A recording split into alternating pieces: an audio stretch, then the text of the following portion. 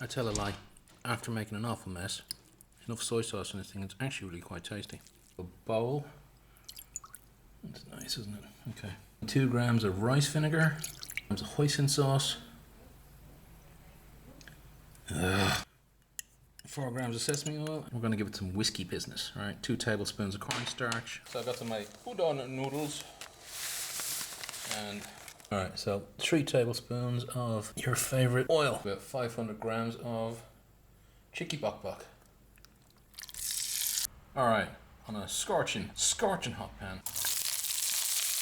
Green onions. Get your garlic. Add in about 3/4 of it. Okay. Add your carrots. Add your celery. That's what cabbage looks like. Shall I try and do the technique? Oh, I don't like that. That's good. Threw in a bit more oil as well, so I'll do that now. Actually getting some brown on the cabbage. Look at that. Brown.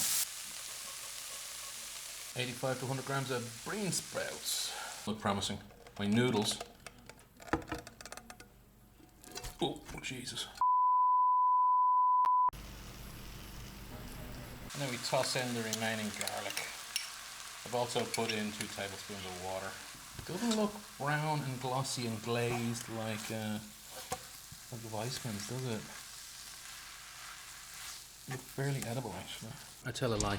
After making an awful mess, enough soy sauce in this thing, it's actually really quite tasty.